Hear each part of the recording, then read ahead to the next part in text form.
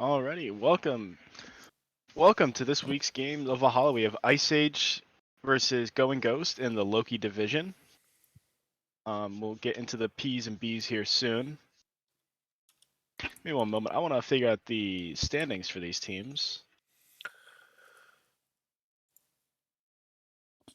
So it looks like going into this week, Ice Age in their division is 2-2, while Going Ghost is 3-1. This will be an interesting game for sure. Middle of the pack team versus the top of the pack team at the moment. And we're going live with P's and B's. All right, and here we are with the P's and B's.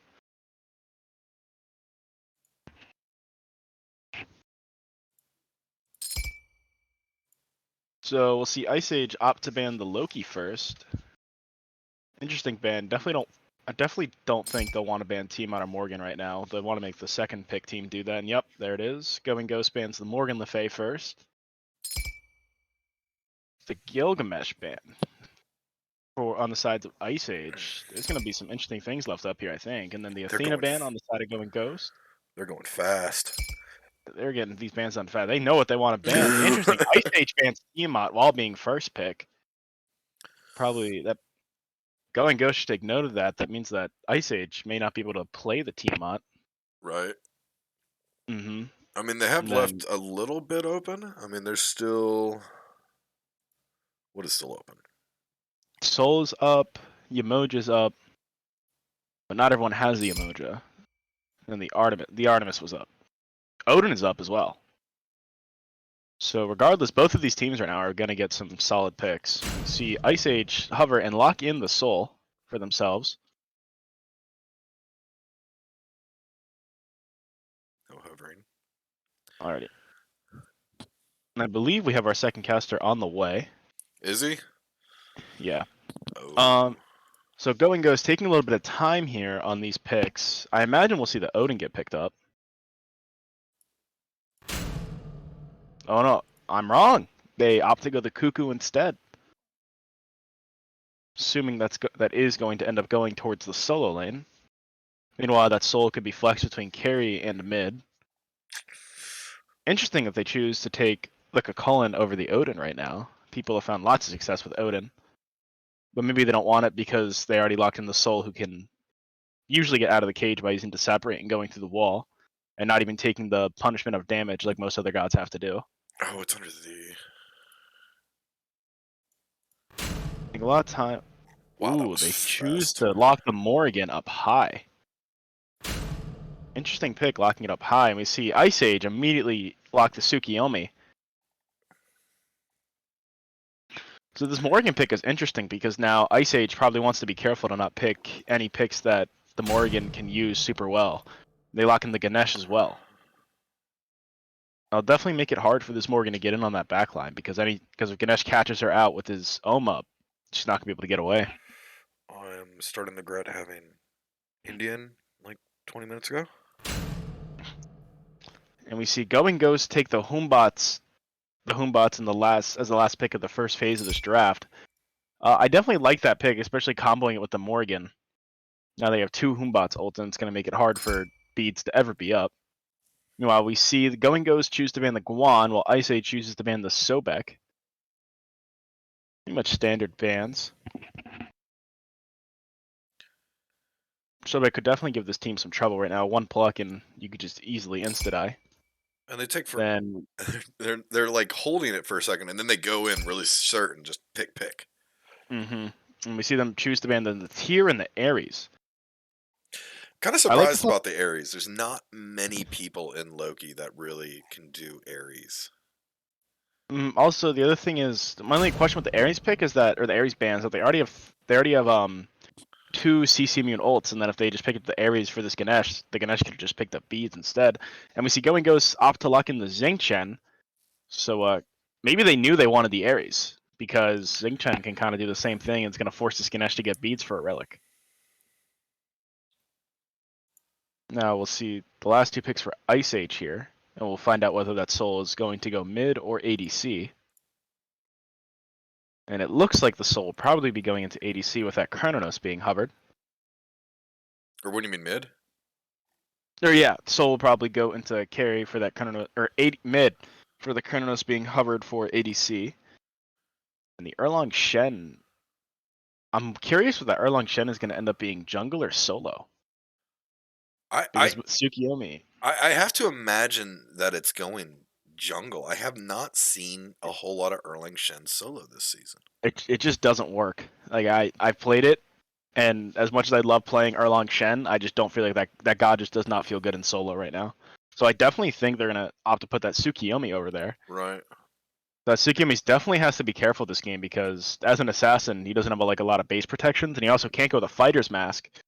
And Cullen, Oh, once he gets to that rage form against an assassin, he could definitely just bully him out and big possibly get a change. solo kill over there. Big change. I made a change. Oh, so we see Ice Age, choose to not go the Chronos and then go the Izanami instead, and they still lock in the Erlang Shen. Izanami can definitely cause some problems, and she does pretty well with the Silver Branch build right now because of the attack speed stim on her 1. And odds are with an Izanami Ganesh, they're going to have a lot of lane pressure early. And not many duo lane matchups can out pressure like Izanami with pretty much anyone, and Ganesh is a pretty good one. Yeah. Well, Going Ghosts do still have their ADC pick, so maybe they'll try and pick something that can out pressure them. And they go for the Heimdall. And Heimdall's hit the Cleavage clear decently fast. I believe the Ganesh and the Izanami will probably have the pressure over there just because of how fast Izanami clears with her autos.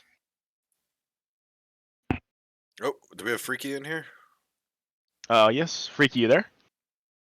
Yeah, hi. Hi, welcome. Just got here. I'm going to take myself off the audio, so it is all Thank you guys. very much. Thank you for covering for me. Showing up late like I did. I apologize to you and everyone. Let's see. Yeah. So, these are our final teams here.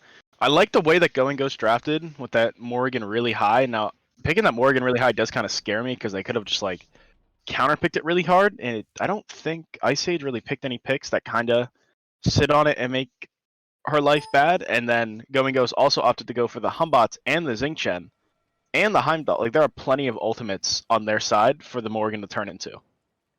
I absolutely agree here. But at the same time, this Morrigan pick just has this kind of flow with it that, like, I think if you pick Morrigan, it's kind of like I almost say it feels like a threat in a way. It's like you're basically goading the enemy team in a situation of, well, if we pick stuff that's going to counter us, then, she's going to use it against us.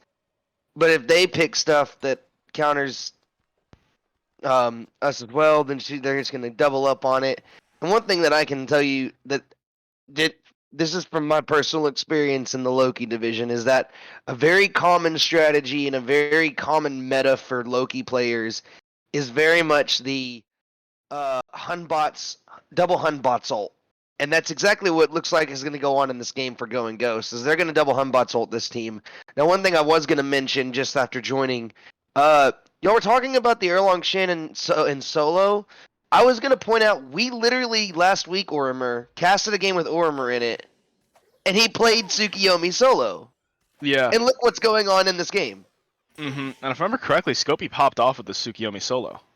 Yeah, it was fantastic to watch. I mean, me and you were hype about it, so I can only imagine it being much better in this game. So, yeah, Tsukiyomi solo with, Erlang Shen jungle.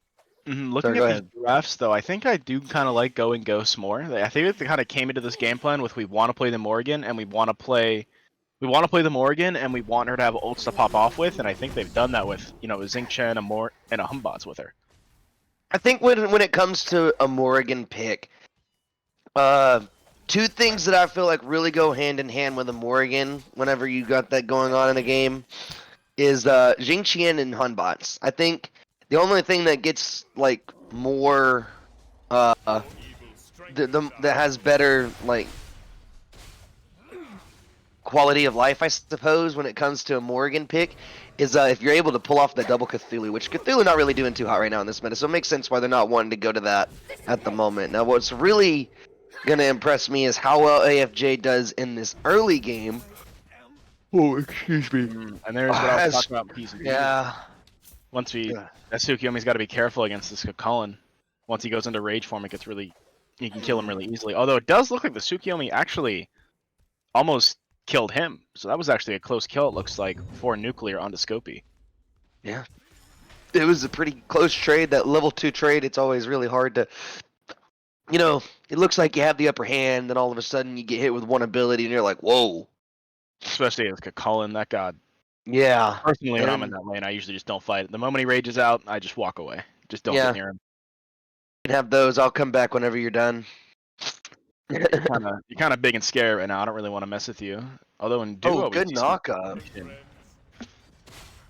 Yeah, wow. Sunder was used, but it doesn't seem like they were able to find the kill, unfortunately. Yeah. And then looking at the builds here, we see that Erlong opts to go the Mannequin Scepter. The Mannequin Scepter, really? Mm-hmm. Yeah. Oh, yeah. Looks like we're going to see a Hidden Dagger build as Seth Senpai gets tossed up into the air himself. Takes about half his health and damage. And ItsDrunkHunter just really putting the work in today. But, yeah, the Mannequin's Hidden Dagger, or Hidden Blade, I should say, no longer banned. Mannequin's Hidden Dagger, if anyone was wondering. Early game Mannequin Scepter, really bad. If you don't get value out of it in your first 4 levels, you've basically spent, I think it's 750, so 750 gold on an item that's going to help you clear for the first 4 levels and then really not do much of anything else. And there's a blue steel. I mean, not really a whole lot to say about that. I mean, also before that blue steel, we saw Erlong Shen ganked that Cullen there. And they managed to find the kill and then get the blue buff invade, which I think definitely plays to the strength of having the Erlong Shen versus the Humbots, because normally your Humbot just wants to go and farm to 5, like not really fight anywhere. But Erlong Shen's a warrior in the jungle. All he wants to do is fight. So I think it was a great play by Ice Age, managing to make that fight happen. Yeah, that was at least finding, again, like I was saying, finding some value at that starter and making that 750 gold not a waste until level 20. And then you know, getting a kill onto Kukulin this early. And Kukulin's just kind of a god that breeds pressure, so finding any way to relieve it is definitely going to be good for Scopy, especially with Tsukiyomi being... I'd have to say Tsukiyomi doesn't really have like a bad matchup, because he can just kind of win the poke war if he plays from a distance, but in the solo lane, 1v1, maybe not. I don't know. That kind of is tough to me. You probably would be your solo laner, so you probably have better matchup experience in general with that kind of thing. But we have Speedy Pico getting jumped on right now, and here comes APeiceofPoo with a double taunt into a double Ganesh ult. Jing Qian's going to respond with his own ultimate, but die in the middle of it. The chase is on, and they're not going to be able to pick up Seth Senpai, but down goes Speedy Pico.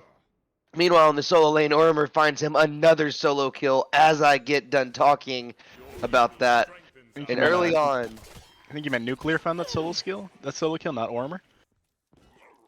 Did I say your name? You did say Orimer found a solo kill, and that is Nuclear's. I did, didn't I? You did indeed. You know what? I'm going back to an old cast. That's what that is. Nuclear found a solo kill. But now hovering in the jungle as well is the Hunbots. But it looks like he knows that he stepped on a ward as the enemy duo lane. Ice Age duo lane decides to back off and go get their purple instead of sticking around and trying to push these waves. And I think that's really good on their part. You just won this fight. You've still got your Izanami ult, I think. No, you don't. Apparently that got used and I didn't see it. But, you know, either way, it's good on them. Hey, let's just fall back and get the rest of our farm. I don't know. They probably could win that fight, even if Hunbot's ult does get dropped. But I think it's just a good idea. Let's just not risk it. So one thing I didn't... Sorry to keep bringing up builds. Something I didn't notice till just now. 2 big things. One, the Morrigan went mannequins. Oh, again. I didn't notice that at first. This is actually good that you bring that up because I can finish what I was trying to say earlier if we don't get another fight in the mid. Okay, thank God. Mannequin Scepter, Mannequin's Hidden Blade is the item where Scopey getting killed again in the solo lane by Nuclear. But Mannequin's Hidden Blade is Ganesh might be falling here too. Hold on, I'll get to that in just a second.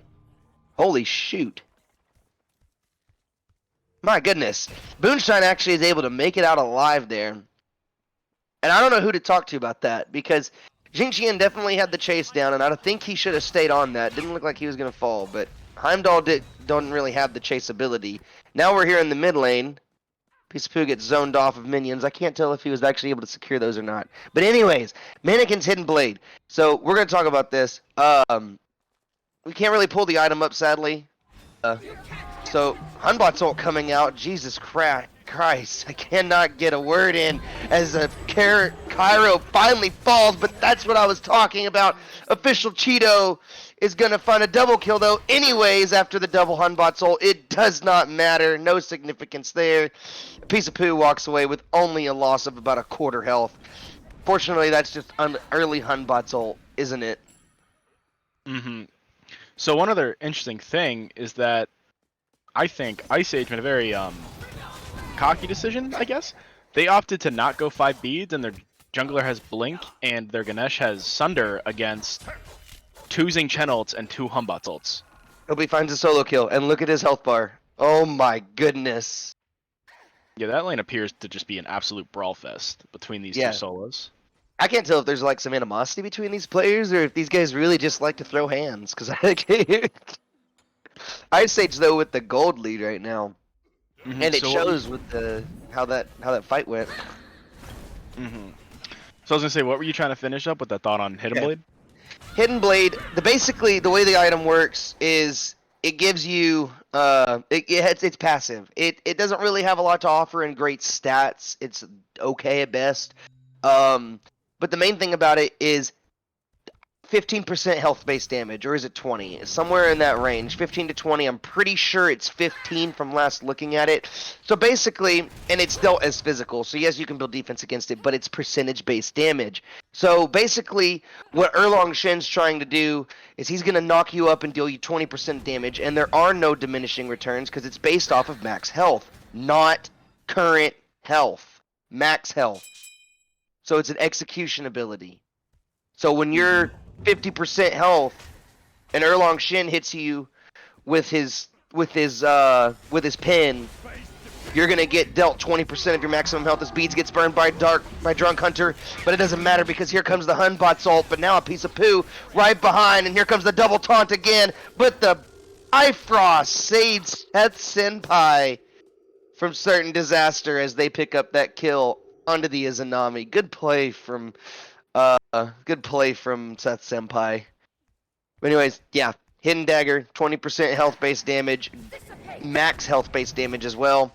Great item on a mage who's missing some heavy burst potential. Definitely gonna help her kill tanks like Izanami, but here comes a double ultimate from Speedy Pico, responded by Booneshine with an ultimate of his own. When he finally touches ground, APeiceofPoo is gonna get dove on by the wait, that's not Scopey, that's AFJ, and Kairo will finish the kill with the 2.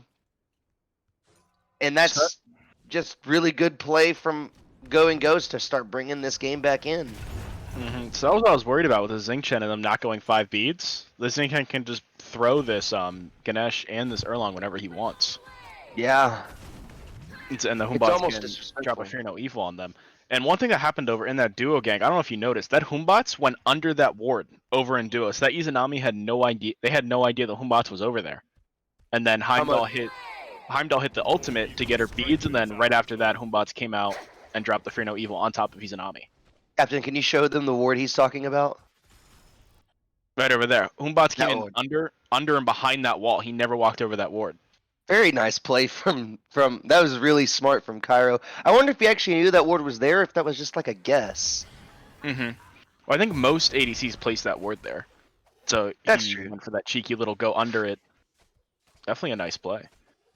It's that Senpai placing his own ward over the wall, sensing danger as APeiceofPoo makes his rotation over to the solo lane. You know, there's been can we see the numbers real quick? There's been a total of 6 kills in that lane so far. And we've only been there for... No, we haven't even seen one yet. He did catch the tail end of one. But yeah, Yeah, this... he did, yeah. I feel like... Not, I think we need to see some, like... I think we need to see some, like, better, hopefully, ward coverage, because these junglers, it seems like, are kind of just ganking for free now on both sides. Yeah, I mean... Well, I mean, you can't blame the Izanami for that. She's definitely got both her wards in that lane placed down, but it looks like she's opting to start just playing safe. But they should get some of those wards like out by the mid lane and the red buff so they can catch them early. Yeah, that would be a great idea. Try and place those wards just a slight bit deeper. By the way, I still haven't really finished my point with this hidden blade thing. So basically what I'm just going to say is 20% max health damage for the jungle and for the mid on either side. Morgan's going to blow somebody up just a little bit faster and actually have damage on tanks. Same thing with Erlong. Erlong auto attacks, kind of poop. Not going to lie. They don't really hit that hard. But you know what does hit hard? Mannequin's Hidden Blade, because it's max health based damage, no diminishing returns. It's just a really good item.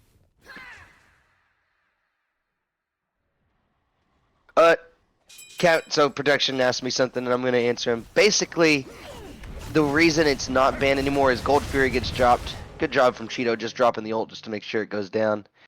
But basically, when they came out with the last patch, they said that it's based off of max health, and that's how the description is read. So they're not going to change it. Oh, really good move from AFJ. He's going to get some more poke damage down. Takes a little bit of damage himself from the wave, but ohms his way out of there. Nice job from him. We do see the Morgan opt to finish the go into a Doom Orb instead of a Karen's coin like we normally see out of mid lane. I think Doom Orb is, kind of an item, and over here in solo lane, these guys just brawling away again. So I think maybe. I think maybe this Morgan isn't as worried about penetration this game because I think she's planning to go after this backline, and so she would rather have like this Doom Orb for the speed to get there versus having the Karen's going for the pen to like hurt this Ganesha, because they also have the Tsukiyomi in solo. So even though he's gonna build the prots, he's not gonna be as tanky as a regular warrior over there. Yeah, I could see it. Hold on just a second as the ultimate comes out, but so is Beads. Kairo in a little bit of trouble, but he does finally make it out. Looks like he wasn't really in no danger at any point, but now APeiceofPoo gonna have to contend with the support. I'm not sure if he can win that fight just yet, so he is gonna run away. But I think I mean I see what you're saying, but like, so let's think about this realistically. What does 20% pin do at level 5? What is 20% pin, or I'll even be more realistic, level 8? Karen's Coin Rush is good. I understand the reason for it, that early stacking, you're trying to get those stacks on it and finish that coin in the early game, or at least by mid game whenever you're finally going to have all those kills. But, and I mean, we see Morgan here, she opts for the Karen's Coin after Doom Orb. I think the reason for the Doom Orb is in some ways offensive and defensive. You remember when for a while there, whenever we used to see the Ratatouille Rush, and it just made mages do so much damage, and at that time it offered like I think still 20% pin. So we're rushing that heavy pin for those tanks late game. Just now it's cheaper with the Karen's Coin Rush. I think the reason we're going Doom Orb here is to have a ton of power, but it's also for that movement speed passive, as Nuclear is taking a lot of damage here and very well could be going down, and he finally does to the Caltrips. Scopy finding him his second solo kill onto Nuclear. This lane is something else. But yeah, I think it's just getting that early power spike. Not really worried about pin right now because no one's built enough defense for that kind of pin to matter. And we do see Karen's Coin finally. So maybe it's a good decision, maybe not. I think Ratatouille probably would have, if you're going to go for that power, I understand the movement speed, but I think Ratatouille here would have probably just been a better choice. Just go back to the old build. So we do see Ice Age starting to take the lead this game. They've gotten 2 Gold Furies and 1 Pyromancer. Wait, Yeah, these did we get objectives Gold have. Furies? I've seen 1 Gold Fury. I Or did not. does the Scorpion count up there? I believe the Scorpion just counts. Although we see them fighting here. Maybe. Fear No Evil comes down. 2 Fear No Evils come down, but Scopey still manages to find the Homebots. This is unfortunate too, because we've seen them use their strategy as it's intended, and for some reason it's just not working. Oh man, but here comes another ultimate. Scopey gonna find the ult on the AFJ as he gets taunted back in by the Erlong Shin ult. Speedy Pico just gonna run away and say, okay, you can have that tier 1. And here's something that's immediately just noticeable to me. Scopey comes out of lane at level 17, Nuclear comes out at 14, and both of these guys arguably kill each other almost the same amount of time. Why do you think that is? Honestly, I'm not too sure. It's probably because they were stealing quite a few of these blue buffs. And so that blue buff XP just takes a toll over time. And depending on those kills, like if they killed him before as a lane was entering his tower, unless say Scopey died and still made it back to that lane. That could be. And I believe Scopey did also. I think Scopey rotated at like level 16, so I think he only had about a 2-level lead because then he got that kill over by the red buff. I believe that's put him up to 17. Okay. Yeah. So there was a kill there that involved him getting to 17 before or after the rotation as well. I see what you're saying. Piece of Poo getting a little bit of damage down. He's in a really bad spot though. Gonna use the beads there and then finally just run away, but they're still chasing him down. Nuclear in a really bad spot. Little 200 level for that is OfficialCheeto. Finds the damage. Scopey deep in the back line. AFJ's gonna burn Aegis just to stay alive, but Scopey still finds the kill. Now the Humbot's ult comes out, and the DPS are in a really awkward spot here, but a Piece of Poo with the chase down. Speedy Pico getting ran at by 2 of his enemies here is Scopey's gonna fall, and Cairo picking up the solo laner at the end of that. And that's the problem with playing an assassin in the solo lane. You're just not as tanky as your warrior counterparts. But it doesn't really matter, because here comes the Primal Fury. It's going down quick. And Ice Age are able to cinch that one together. So, by the way, Fury, yes. No, Scorpion doesn't count towards Fury. So, yes. It's counting the Scorpion up there, I believe. So Ice Age has taken 2 Gold Furies so far this game. A Primal and a regular. Giving them about a 6k gold lead now. Yeah, they have definitely just spiraled out of control with this gold lead. I mean, XP 10, gold difference 5. 5 I think you can work yourself out of. If these guys pick up something detrimental to like the end game. I think if they don't answer it, then it's going to become a problem, but right. Like this Pyromancer, they need to try to secure this. They need to win this fight that's going to be on this Pyromancer. If they don't get this Pyromancer again, maybe not the end of the world, but you're definitely dug yourself a hole. It's going to be very uncomfortable to get out of as the Pyromancer's getting started by Ice Age. At this very moment, it's gone. Excuse me, I'm sorry I'm yawning so much, everybody. I woke up just as we were getting onto this cast. But anyways, double ultimate, and that's the plan from Ice Age that we've seen every single time, and a Piece of Poo pick up Speedy Pico. Humbot's ult does come out, but it's defensive, and now the aggressive dash from the Izanami to find damage, but Seth Senpai will pick up Scopey, and again, problem with having an assassin in that lane. Booneshine taking a lot of damage from the second Humbot's ult. No, that's the first one. Seth Senpai used his ult somewhere, and I'm not entirely sure where Humbot's going to be able to get out, but he's going to see this low health Ganesh and get himself in just to die.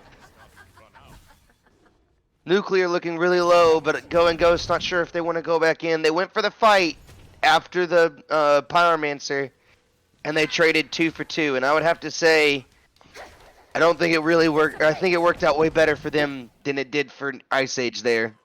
Yeah, it seemed to me like Ice Age committed a little too much on that Humbots. They dropped the Ganesh ult and they used the Tsukiyomi ult on him, and the Humbots was able to just leap away.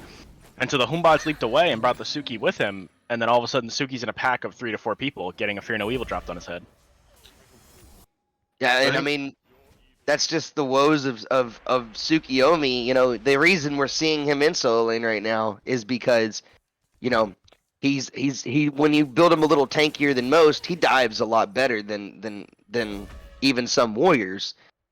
but he's still an assassin. So once he gets in that backline, he's still going to take a little bit more damage than, say, Guan Yu or someone of that nature. But anyways, yeah, and I think one of the reasons why that XP difference is starting to close up there is because APeiceofPoo falls in that fight, right? And one thing that immediately comes out to me whenever, APeiceofPoo falls, he was 4-1 before the end of that fight, I'm pretty sure. I think he had died once and then got 4 kills. Died in the early and then just got 4 kills somewhere. And again, the solo laner falling, him being, I think, 18 in that fight, really just a pretty decent XP bounty on his own. But it's I think the XP bounty mainly from APeiceofPoo there that just helps, give them that extra 1,000 gold across the team. Or, I mean, XP, I'm sorry. But now they're going to find Set Senpai a little bit further up than he needs to be. Good ultimate from Speedy Pico is going to peel for his carry, but now he's a little stuck forward. Ultimate comes out from Cheeto, and it's not really going to find anything. And I think Ice Age committed a little too much for nothing. They're really going to not like having that soul ult for this Fire Giant. They're smart here. They don't burn Ganesh ult for this Fire Giant either, because they'd only have 3 ultimates. And if the Going Ghost takes the fight after this, they very well could lose it. As AFJ comes in, and actually I'm the one that's wrong. Cairo finds a kill on APeiceofPoo, but he's basically dead at this point. He cannot continue to fight. So he's just going to find the pick and then go away. And I see the problem with why that engagement went the way that it did. There was no one else there to help him. So I think that was like Ice Age's goal. I mean, yeah, they committed the solo to that fight, but they also poked all of them out and made them have to leave. And so then they could just turn around and pull that Fire Giant on them. And and as they pull that Fire Giant, I think the only ultimate they really have to be scared of at that point is the Humbot's ultimate from stealing it away. But then it almost did. Humbot sleeps in, it almost did. But I think the moment the Humbot sleeps in, the Ganesh just silences and then knocks him up, and while Izanami finishes it off. Yeah. Yeah, absolutely. I see what you mean there. So very good, smart heads-up play. I'm assuming we're gonna see them take all these towers away from Going Ghost. Yeah, absolutely. After we get this Oni Fury, definitely gonna try and pull the Oni Fury here and take that, so it'll help out with some of that. I'm sorry. Help out with some of that push. We can't take away from what Kairos was able to pull there, and APeiceofPoo has been such a menace in this game. Definitely was able to find the kill there. Ice Age picks up the Oni Fury, and that's the 4th Fury falling again in this game. Straight to Ice Age. Showed up to that. I guess they're really still not scared to take these fights, even when Ice Age has the Fire Giant. Well, I mean, thinking about the gold lead, I don't know, that them showing up there, they're definitely brave. I'll give them that. I think that's where that stops. They're brave. Full stop. So one thing that worries me is this Zinchen ult. I think they have to be wary of right now because their Ganesh doesn't have beads. If Ganesh gets pulled in any way, shape, or form, he's definitely going to feel it. But if you look at the build he's elected to go here, he has a ton of physical defense, and I'm pretty sure he's sitting on, in build alone, somewhere about 700 or 800 health. So he's definitely built to take the punishment, and I appreciate the gall that he has to just not pick up beads of the Jingqian on the map. APeiceofPoo gonna find a double taunt once again. This man is just finding taunts all over the place. He's quite tanky himself, if you haven't noticed. They have Oni waves in mid and left right now that have not been cleared. They might look for a bird siege here. Definitely not a bad idea. As 4 members of Going Ghost, rotate off of the lanes to go get these Oni waves, but just a little bit of pressure on Phoenix, and they're going to start rotating back. They're trying to figure out how they want to do this. I think the moment they see someone over in left, they're going to go into this bird. Or they just back out here and let those Onis take the left bird. And let Erlong take mid. I think that's exactly what's going on here. Not to get too aggressive here. And yeah, it seems like they're being disciplined and they're not getting overly aggressive and they're waiting on their Oni waves. And there comes the frenzy, and they're gonna start putting damage onto Phoenix. Phoenix does fall as the left one is taking damage, but the fight is on, and here comes the double Humbot's ult. Nuclear taking a ton of damage as he dives the backline. It's ItsDrunkHunter finding a double kill onto the transform Morrigan and onto the Kukulkan. Kairos looking really low, but they're going to turn their attention to Speedy Pico, who has no way out. All the ultimates have been used on the side of Going Ghost aside from the Hunter's ultimate, and I don't think it's going to matter since Senpai does pick up a piece of poo before it's over. And they're going to try and defend this Phoenix, but it's just not going to happen, and Game 1 is going to go to Ice Age in a very clean sweep of a victory. Yeah, Ice Age played pretty disciplined up at the end there, waiting on those Oni waves to get there and letting the Erlong push mid. So then Going Ghost had to be worried about those other 2 lanes, but great plays from Ice Age with that Fire Giant. Yeah, and again, we didn't get to see what I was talking about for more than 10 minutes about this hidden blade build, but didn't really come to matter in the end, especially with Morrigan going for a very expensive build. Look at this, Doom Orb and Rod of Tahuti built at the same time in the early game. Wild. Yeah, definitely worrying when they were down that about 5k gold, and this Morgan's opting for such an expensive build so early. Like I think I almost feel like I'd rather just see like her go the Soul Gem there, so that she gets some of the lifesteal, the cooldown. It's only 20, I believe it's 2,300 gold. But Mhm. props to APeiceofPoo this game. Played great in his early game, but I want to look towards Booneshine again. We casted this game, and we casted a game last week. Sadly, we didn't get to finish it because of smite issues, but it was Booneshine and his team his Ice Age team playing against Skogs. And we only got to get to game 2, and it went to a game 3 set. And Booneshine looked really good in all 3 games, even with the losses. We pointed that out. And here he is again, going 0-0 and 13. And not picking up beads with the Jingqian on the map and a Hunbots. Orver, what do you think? So I like the way that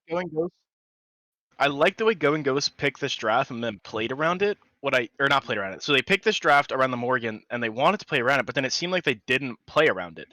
So like a lot of times like that early mid game when they were losing those fights, it seemed like they were outnumbered a lot of the times. Like they were taking these fights that they just shouldn't have taken if they had just waited a little bit longer, and they might have been able to win them.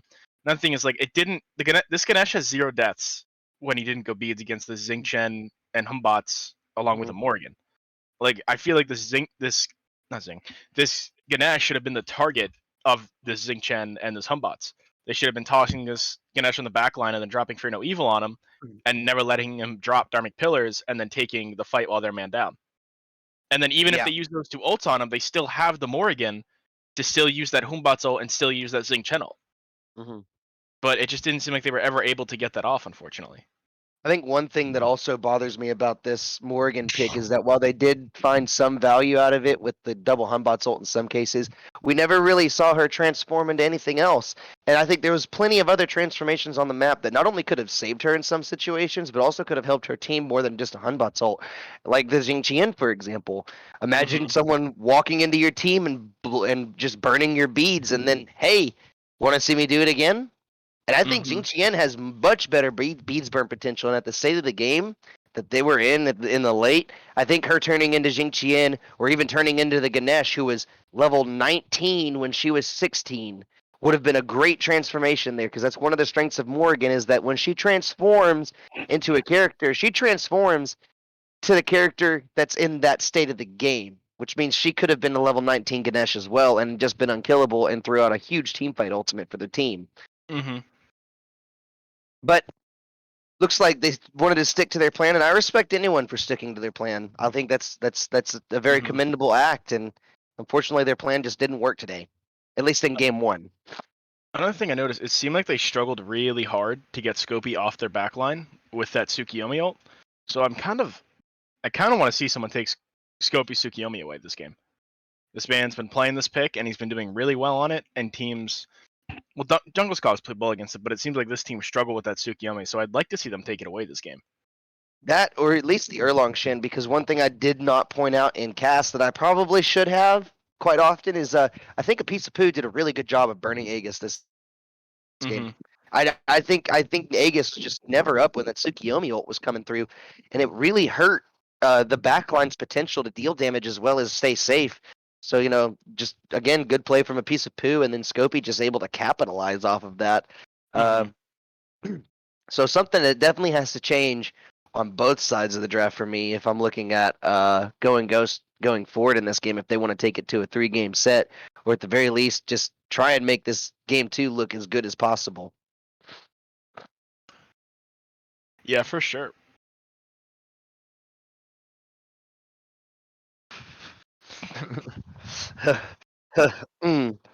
Excuse me. Anyways, yeah. Yeah, I'm ready. As we get ready to go into game 2, I definitely agree. The Tsukiyomi, I think, would probably be the best change because if Erlong Shin is burning this Aegis, at least you're gonna change how they're gonna have to dive the back line. Maybe, excuse me, I don't know why I'm got a little bit of a hiccup going on. That early waking up thing. In case anyone didn't know, I do work nights, so I had to wake up early for this. Anyways, Early. yeah, early. This is early for me. Are you EST? Oh no, I'm Central. Ah, okay. That's still So- 4 o'clock. Yeah, I go to work at 8. Ah, okay.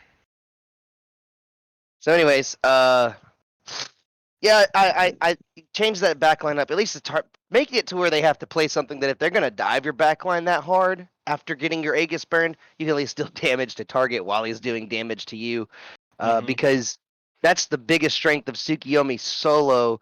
That not only is he going to be able to mitigate some of that damage after the dive, which is where Tsukiyomi kind of struggles in the jungle, is that once he goes in, he's in. Like, there's nowhere else for him to go. He has to commit.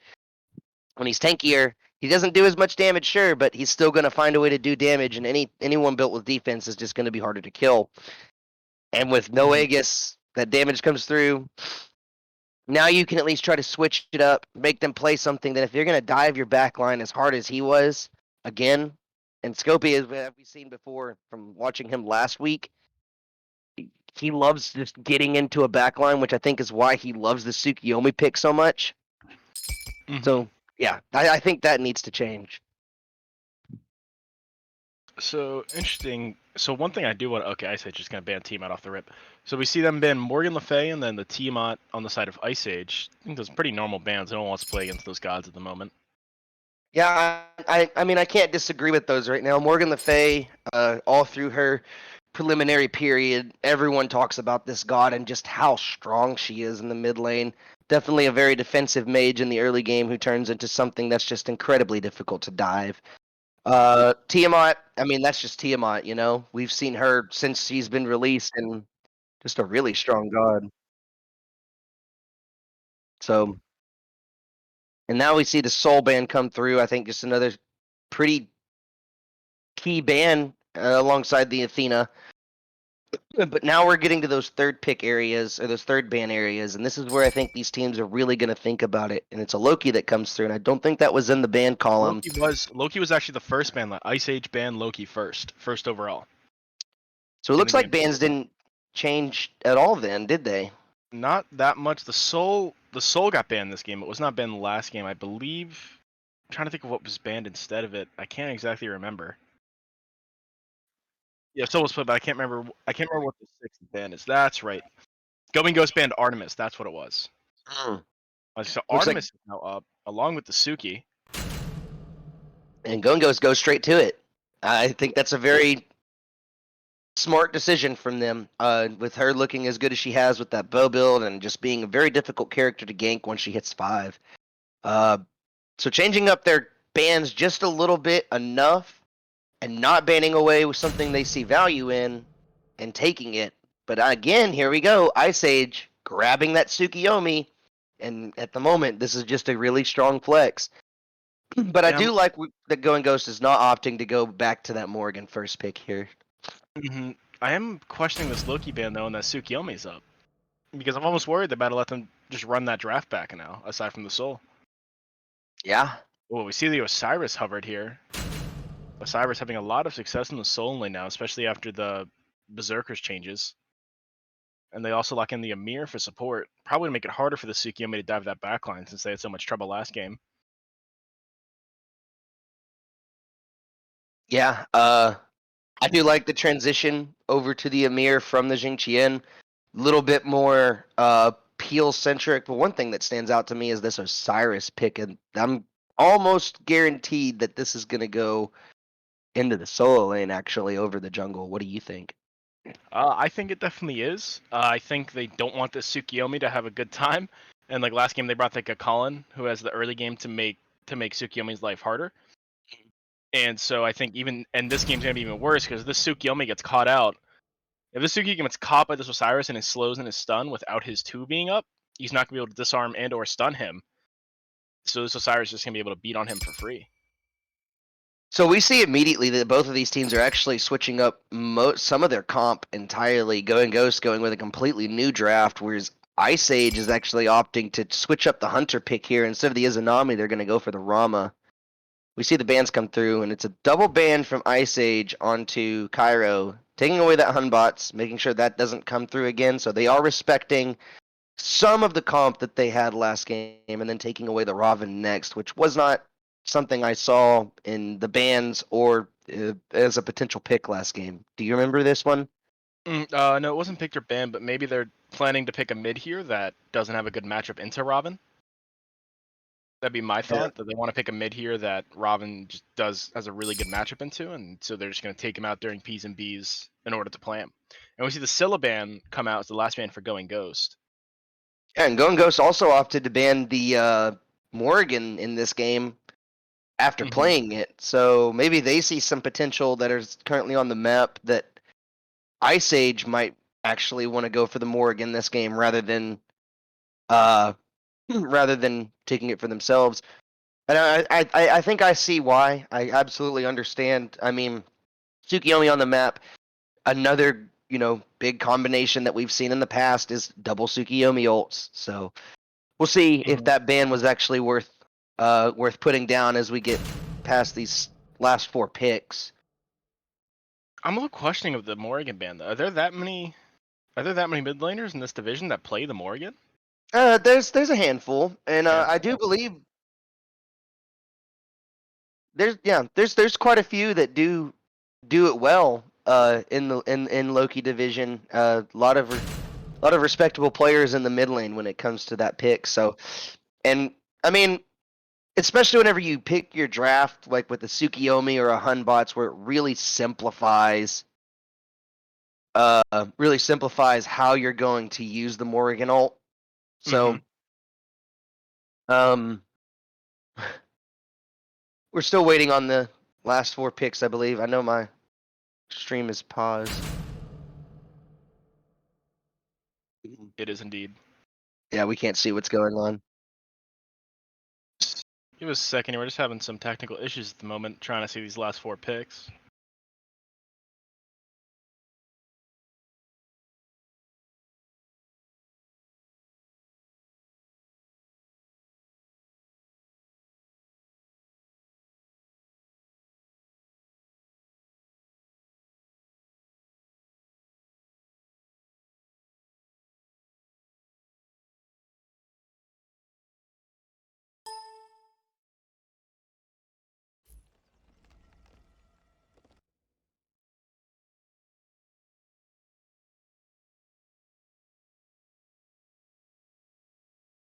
Oh, the mid laner for Going Ghost?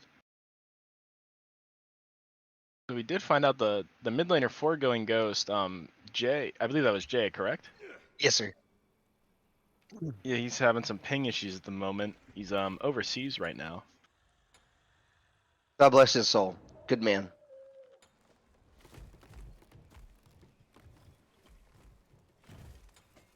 Respect anyone with any kind of military in this league, especially when they're able to do it and play at the same time.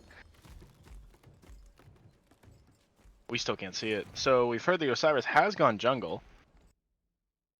Yeah, we're getting tips from production. What was the last 4 picks here? It's loading for us. It's just giving us the loading screen. I'm gonna reset the stream or my stream to you. What was it? So what were the last 4 picks?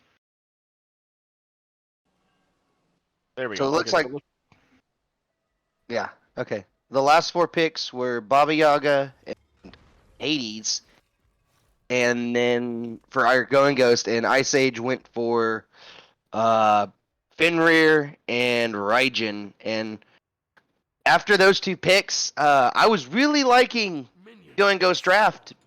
Now I'm not. Baba Yaga is okay. I think she's done really good in this meta. This is definitely her time to shine with the no boots. And they also did a switch up here. They put Joshiie in mid and took AFJ out. Nuclear on the Hades, though. I'm not so sure about this, man. I really liked what he did with the Cucullin.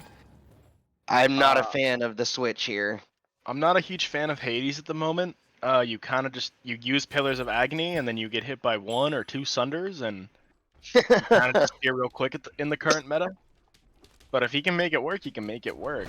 Interesting though, we do see really aggressive junglers here though with the Fenrir and the Osiris. Booneshine is showing a lot more respect in this game though. Instead of going for that Sunder pickup like he did last game, he actually opted for a sprint. I think that sprints for the Ymir ult. The moment the Ymir drops his ult, they just sprint out and away from it.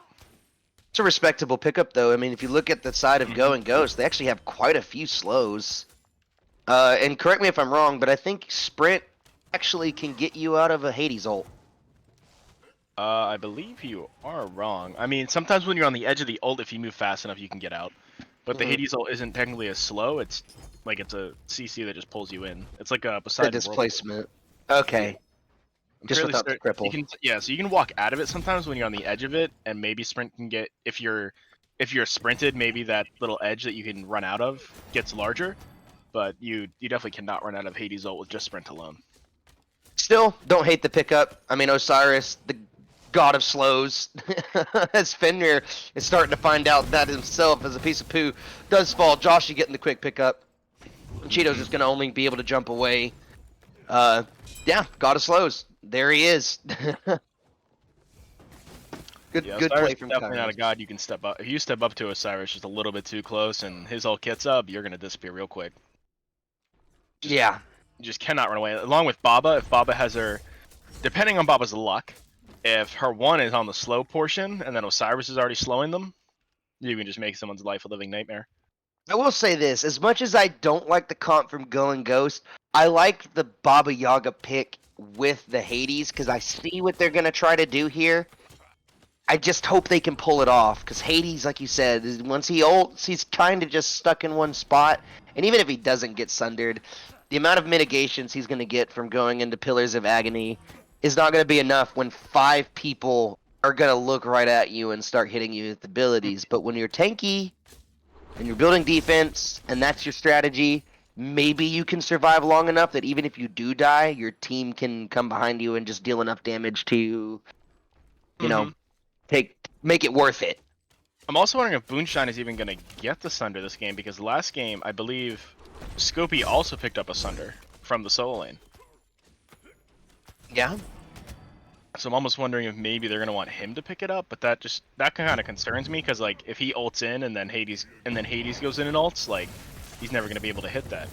Oh, here comes the ult, and it's actually a taunt used instead of using it for damage. I think he should have interchanged there, but it could be his downfall. No, he's gonna die. What did he die to? Minion damage, I think. Mannequins. Oh, mannequins. Yeah, and there's finding value with a pretty bad starter. There you go. The satisfaction of getting a burn kill with other blue stunner mannequins, that's on a different level. So good play again. Kairos looking really good in this game right now as he finds his second kill after his first kill and first blood. Second kill and first blood. Over in solo, we actually see Scopey opt to knock out the Soul Eater, which I think we've seen him go first item like every time. when he's played that god in solo, but it looks like now he's rushing into, I'm assuming that's a Genji's. I mean, it's respectable. Hades is good at one thing. I guess no. Hades is good at two things, and one of those two things is damage, especially in the first 10 minutes of the game. If Hades is going to do anything, he is definitely going to hurt you. So him going into rushing a Genji's here is very intelligent in my opinion. I would probably rather see maybe an anti-heal like the what's that item called? You know what it is, I think. I just can't put my word.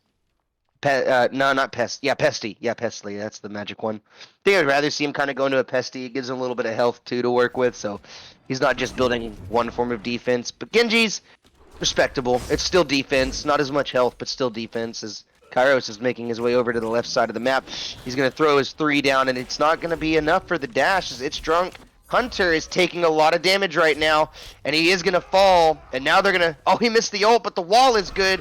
Boonshine's in trouble. Here comes another ultimate. They're going to try and confirm this. All 3 ults burned, but it's a double kill in the lane. Kairos actually is the one who gets credited with that kill, so he gets the double kill. And right now, all but 1 kill, Joshiie, with the other one, is on the jungler right now. Yeah, Going Ghost is definitely bringing it hard this second game. Kairos was not happy with how game 1 went.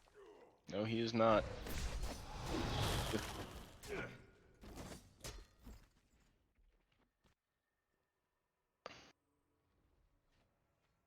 It's interesting. They subbed out AFJ here for Joshiie, so maybe this will definitely be a different game, especially out of the mid lane.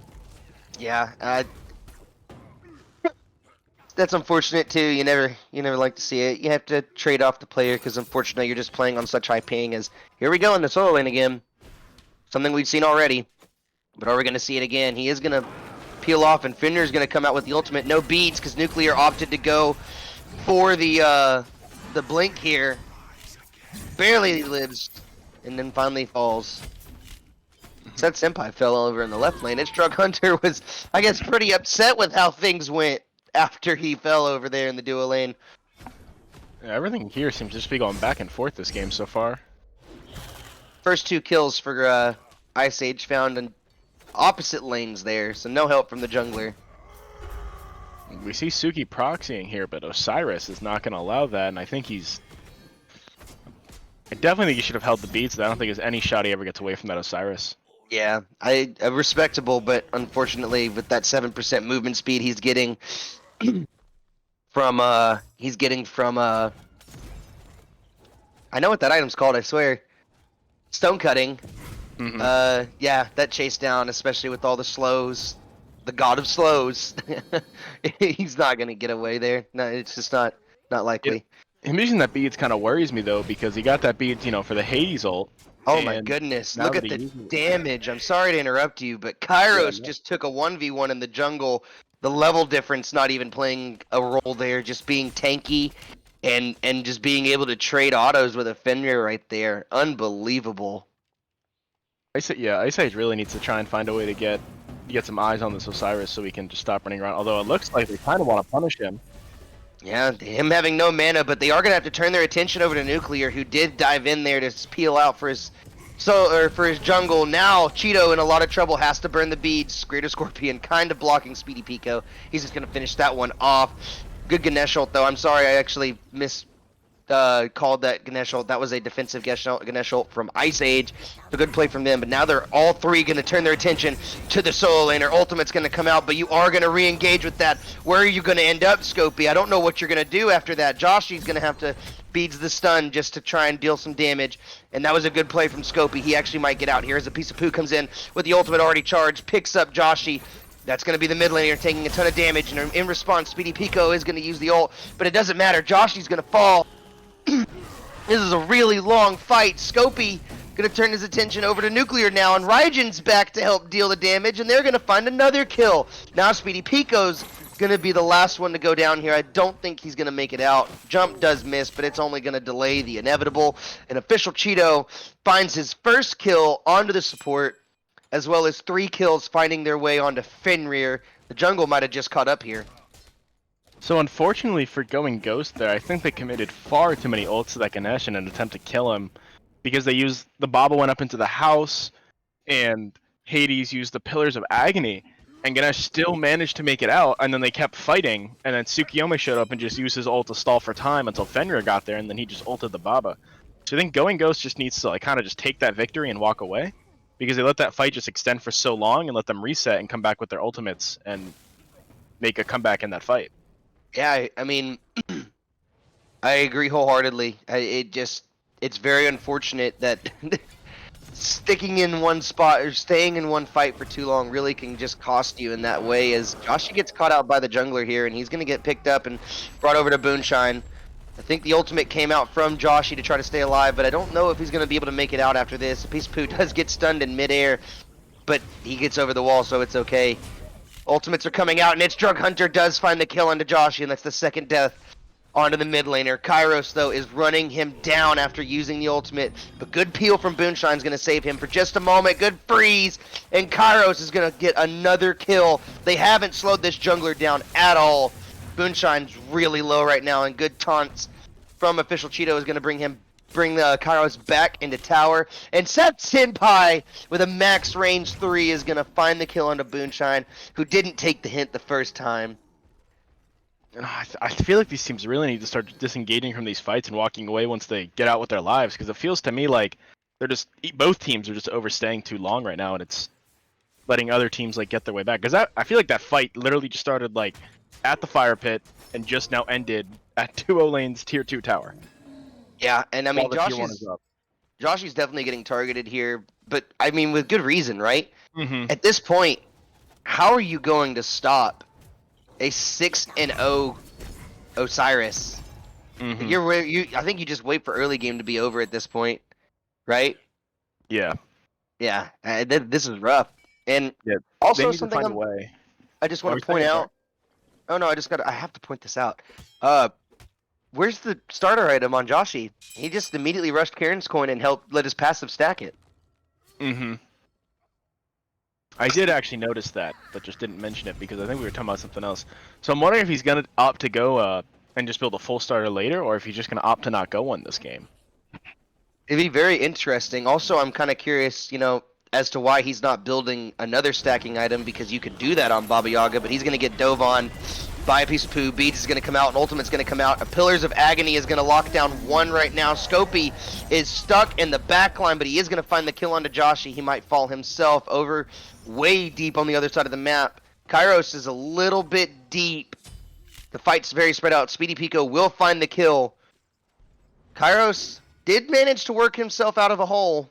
Very good on his part. Way to space the fight out. But he re-engages. They are down a man, I believe. Why did he re-engage there? Was Kairos calling for a re-engage and just Going Ghost were slow to it? I'm confused. Artemis does have Tusky, though. They need to be careful here about pulling this Pyromancer. Hades goes in. Weird. Blinks in, yeah. Wow. And he's just going to get... Wow. Oh, good heal. And Speedy Pico actually finds a kill. Whoa. OfficialCheeto going to find a kill on Artemis as well, and APeiceofPoo looking really low. Rama goes up into the air. He's trying to find Supp Senpai right now. Aegis comes out after the 3. 3's just not enough damage. And they are going to finally split off here. And no one gets the Pyromancer. Just saying. No one gets the Pyromancer. That thing is still there. Yeah, these fights are going on for so long.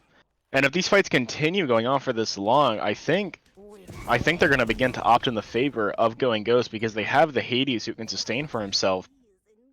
But I don't even know.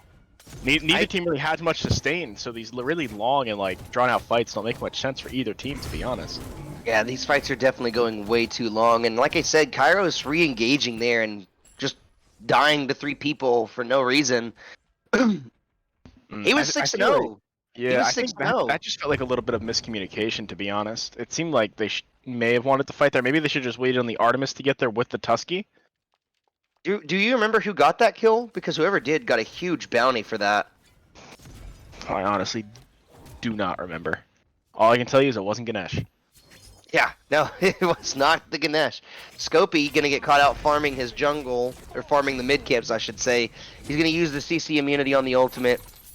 They're questioning diving tower. OfficialCheeto did find Supp Senpai over in the duo lane though. And with that kill, Going Ghost are actually going to start pulling the Gold Fury, but not without Going Ghost being aware of it. Gold Fury does get dropped. Freeze does miss, though, and Speedy Pico is only going to be able to walk away from that. Joshiie is throwing the ultimate out onto the Gold Fury while it's still being pulled, and that's going to force Ice Age to back off again, and this Gold Fury might go uncontested. This might be the second objective that goes uncontested. Gold Fury not going to go down either. I do think they're going to keep this going, though. It looks like they really want to. Fenrir comes from behind, leaps on him, and gets at the Baba beads, I believe. Yeah? Yeah, it was. He's really low, though, and Osiris dives the backline. He's trying to find the target, but everyone turns their attention to Kairos after he uses that ultimate. Not only does APeiceofPoo not fall, but Kairos dies again, and with that being done, they're going to re-pull this Gold Fury. Here comes Set Senpai with an ultimate. He's going to pull the Gold Fury now. No, that's a lot of damage. And Going Ghost actually steal it away over Ice Age's Ganesh ult. I believe that Ganesh ult was just a little bit late. Yeah, no, Going Ghost secured. Yeah, Going Ghost secured it. The Dharmic Pillars seemed like they were just a little bit too late. Yeah. Alright, so then... Yes, that was a good play by the Artemis. I mean, Toski goes through your whole team and stuns them, each and every one of them for 1 second, so they couldn't really do much, and she just re-pulled it, so they couldn't really even drop it on their own terms. Yeah, they couldn't even stop the one hunter from finishing that Gold Fury. Well, really good ult from him, by the way. Joshiie was there to help her finish it off as well. Well, yeah, I mean, but yeah, you're right. Just the ultimate really changed that there. We do see Ice Age looking for this Pyromancer now. Although, an interesting about that fight is that Hades wasn't actually there at that gold pit. Hades was pushing that right lane the whole time. So I think it was interesting that Going Ghost went so hard into that fight without their Hades with one of the best ults on their team.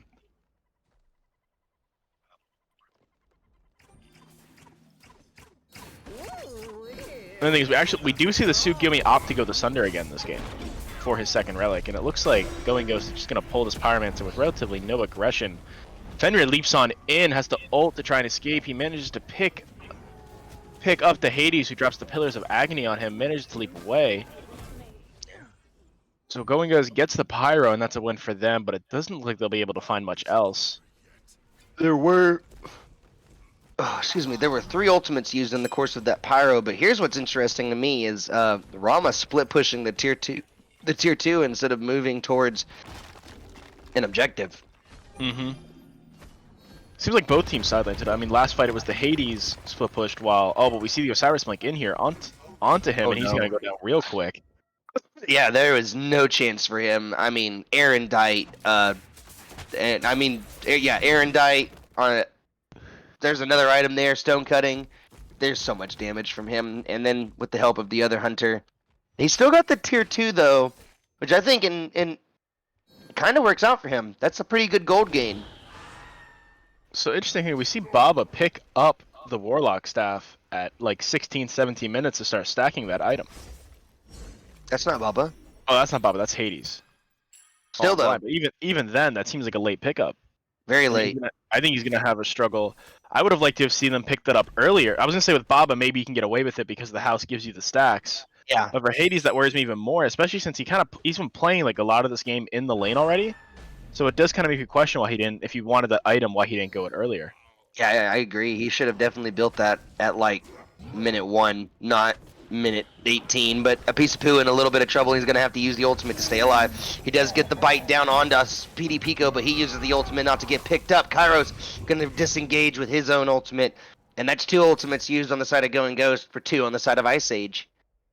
So we see Ganesh here. Oh, well, I thought he was going to back for a second relic. Never mind.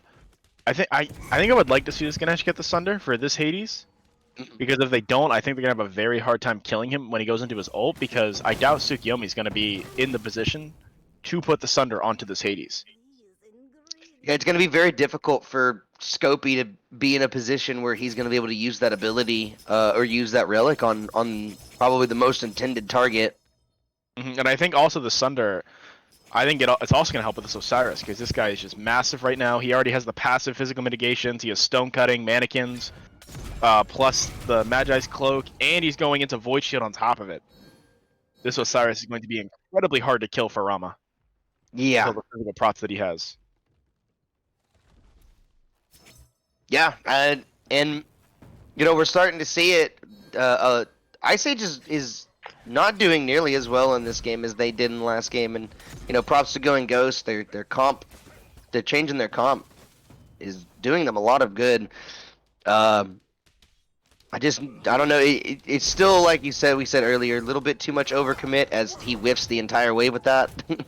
I'm sorry, I shouldn't just call him out like that. But come on, Joshiie, I know you can hit those. Anyways, yeah, it's Kairos is really just putting on a show right now. I mean, he's 7-2, and you know, I don't want to just put it all on one person, but I think last game pissed him off. I think he came out to play. Yeah. Definitely wasn't too happy with that last game. Now he's just gonna play the Osiris and run them down. Here comes the Pillars of Agony.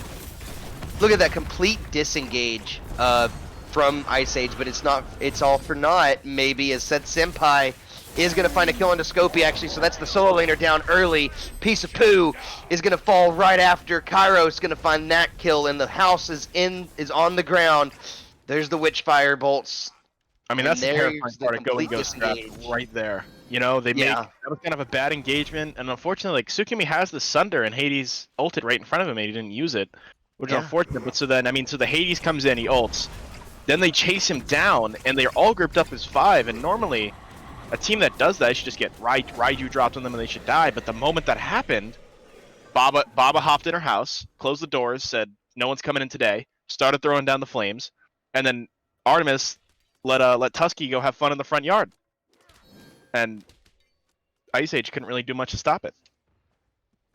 Pain comes out for that minion wave that's being pushed into Phoenix, and yeah, I mean, you're right. There's not really a whole lot that can be said specifically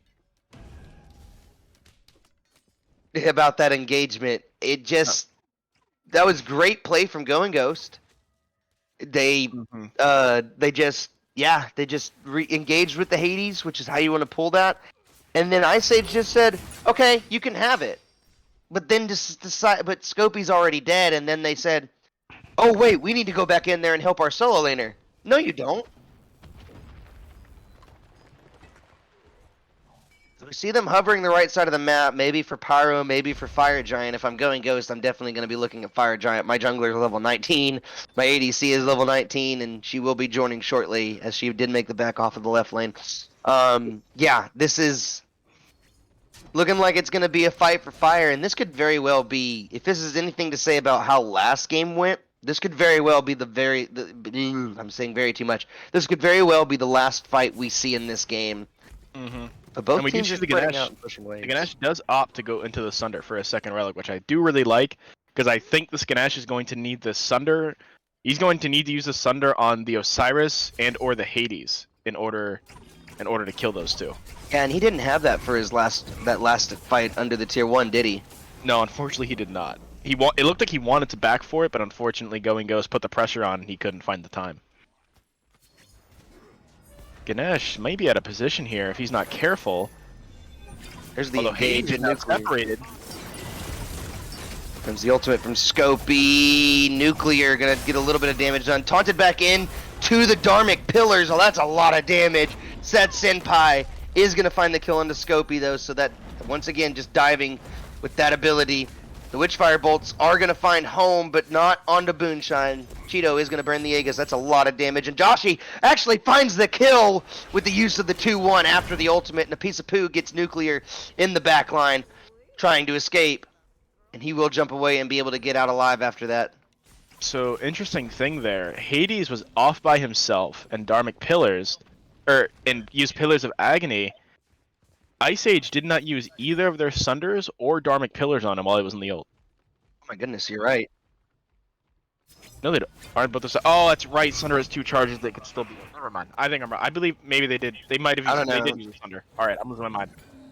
That's. I don't know. Okay. Sunder has 2 charges. Sunder has 2 charges, and you missed your opportunity to just double up on it. Doesn't it stack? I'm pretty sure it does. If you use it, I believe if you use the first shot of Sunder and the other one is up, it will never go on cooldown. Like on our side, you see like a little it appears where what is it? Where your buffs do, and it'll show you the Sunder cooldown for the one that you used. So we can't see it from our end. We'd only be able to see it if you spectated the Suki. Oh no, he didn't use it at all. Unless it's already up. Unless we can't see their buffs. Yeah, I don't think we can tell whether or not they use the Sunder. I didn't see it. Well, either way. Yeah. But either way, I definitely think they need to use these Sunders on this Osiris and this Hades. And if they did use it and Hades still got out, that's almost even more concerning. This Hades is also building somewhat like a how would you say, a proxy solo laner in some way. Just still has tons of power in the build, but he's got the Void Shield online. He's starting to work into another one of the robes, most likely the Mantle. Yeah, I feel like I want to see Hades clear these waves, which it looks like he's doing, so that he can get more stacks onto that Warlock staff. He's only at about 50 out of 100 so far. He didn't finish clearing the wave, but he did finish clearing it now. Yeah, he needs to get that Warlock staff. Needs about 40 more stacks, bud. This is kind of the problem with stacking in mid game. You're doing so much rotating around. Oh, okay. Oh, is it 75? Okay, apparently I was wrong. It's 75 stacks, so 63 out of 75. So you just need about 2 more waves. About 2 more waves, or if he finds some kills or assists in this fight, he'll definitely stack that up a little faster. If this fight ever happens, look how spread out Ice Age are right now as they get ready for this Fire Giant. Looking for farm on the map while doing a Fire Giant dance. Rama goes all the way to the other side of the map. Pushes this wave up, but that gives Going Ghost an opportunity to start pushing this FG as both the tanks get thrown up by Fire Giant. And the fight begins. The Osiris Kairos, on the backline. yeah.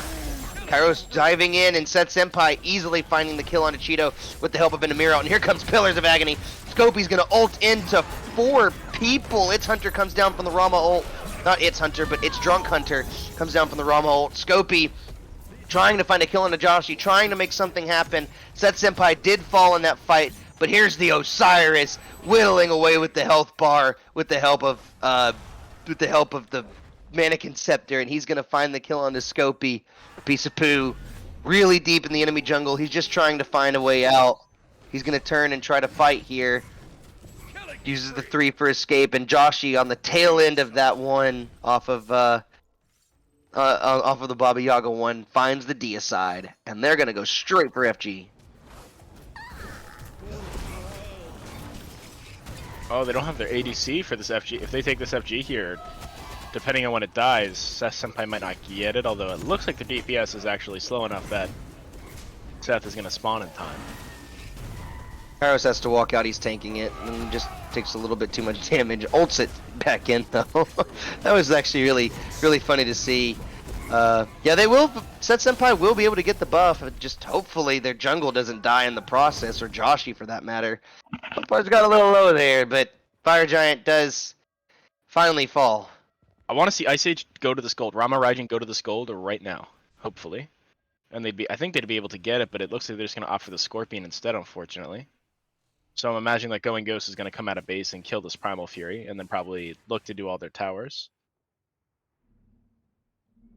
Yeah, I need to see these guys start grouping up, like you said, and let's start pushing these waves. They are going to go for the Primal Fury.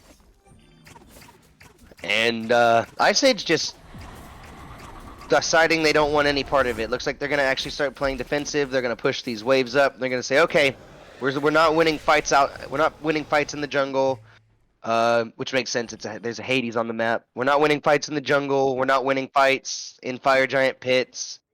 So let's see if we can win fights under tier 2s. Maybe just even take it even further back and fight under Phoenix.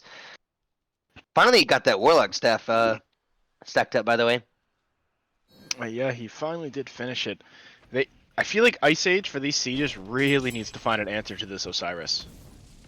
Oh, just gonna throw this out there. Look at the build for. We finally have our answer as to the build for Joshiie there on the Baba Yaga. Yeah, look at what he went to. Blood-soaked Shroud. It's gonna make it even harder to get this backline. This is gonna be so hard to kill for them, especially with the Baba Yaga going into her house. Yeah.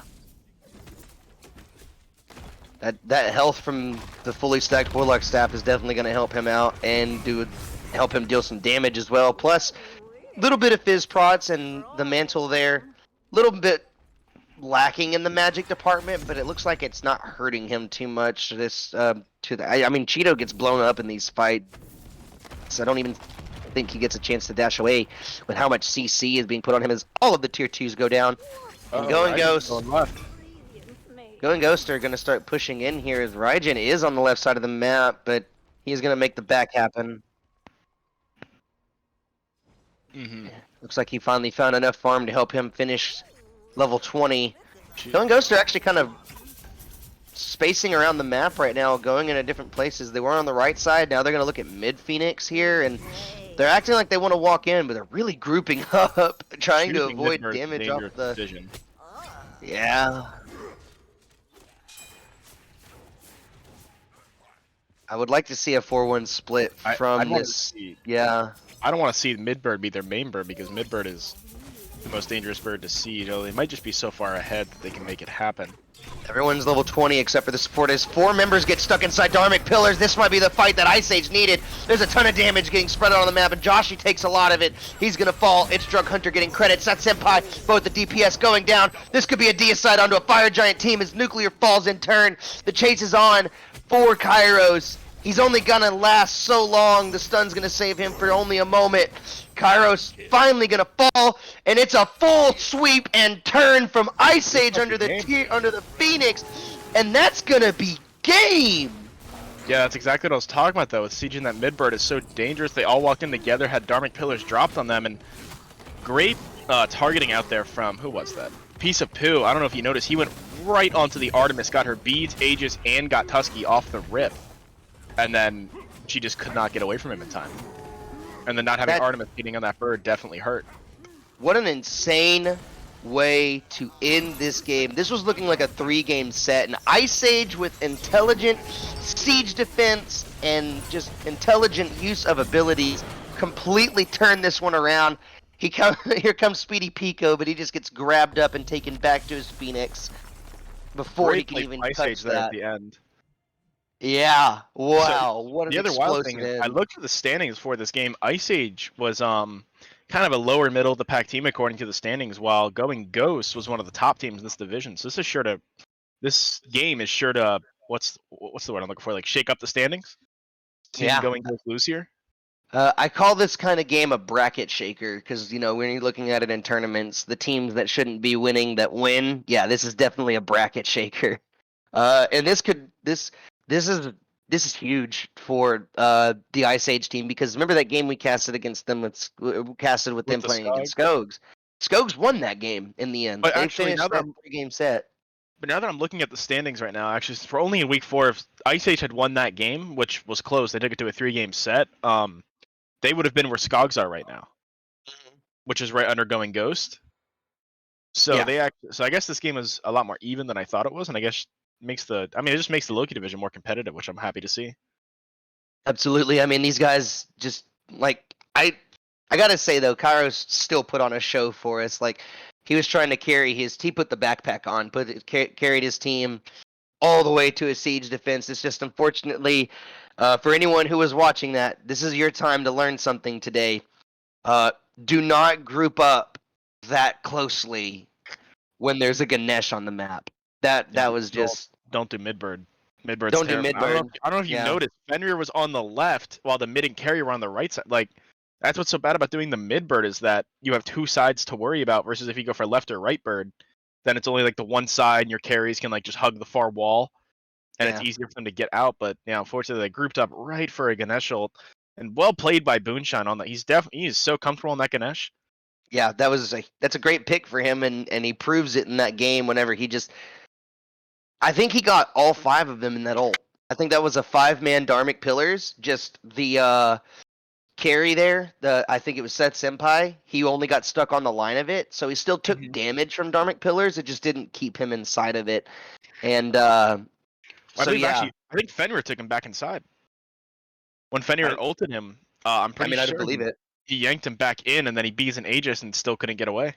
So even though he Tuskied over the other, he used his ultimate for the CC, he still had to take the damage from that ultimate to get out of it. All in all, though, I mean, so that great play from Booneshine. I mean, there we go again. We have to call him out. Not call him out, but we have to point him out because that's a good support play. That's some good support play right there. And he just stuck it all game this game. Didn't have quite the same performance that he had in game 1. Still finishes 0-4-13, so not going to go undying this game. So, it looks like, I think Booneshine might be the guy making the calls on this team, by the way. I think he might make the shots. He might call the shots for this team because he's looking like he's just doing a tremendous job with this Ice Age team and just setting up perfectly for them, giving them good spots to play around. And I do agree, though, all in all, just going for mid-bird there was a terrible decision. Stay on the right side, get that right bird, or maybe even go push the waves up and left. You have a fire giant, you've got time, you're not going to lose it anytime soon. But yeah, I don't really know how. There's really not any other way to spell that one out. Ice Age or Going Ghost looked like they're about to take us to a 3-game set, and then Ice Age said, "No, you're not." Ice Age said, "I gotta go eat dinner, man. Mom's calling me," and they just ended that game real quick. And it's not. By the way, it's nothing like this at all. This is not how the game went. I guarantee you, Ice Age comms were not like this. They're just like, it just looked like from that play, they're like, "Yeah, we're done playing around now. It's time to get serious." It's like when One Punch Man. Going Ghost there. Going Ghost made that mistake, going for that mid-bird and grouping up, and Ice Age saw it and capitalized. Yeah, not really a whole lot more we can talk about when it comes to that game, though. I think that's really all we've got left. Again, sorry for the late arrival, by the way, guys. I just had to wake up for that one. That'll be it from us, everybody. Urmer, you got any closing words? Great game, great set from everybody. I mean, like we said, we thought it was going to be a 3-game set, and Ice Age just won that last fight and ran it down mid, but all in all, that was a great set to watch and cast. Absolutely. And as always, love casting with you, Urmer. I want to say thank you to the captain for covering for me while I was still on the way getting into the computer, and also for being a great cameraman for us today. Thanks, everybody, for watching. Hope to see you again next weekend. This has been next weekend. What is coming up next weekend? Is there something happening? Oh. We're going to pull up, I guess, the schedule for next weekend's games? No, this is what games are being casted next. So it looks like the next game on the channel will be another Loki Division game versus Overlords and the Skogs. Psycho Loki and Outsurge are your casters with House as a spectator. Nice. That means my game's getting casted again. Anyways, great cast again, as always. And now I will close it out. Thanks, everybody, for joining us. Thanks. Hope to see you at 7:30 and hope to see you guys next weekend. Thank you and good night.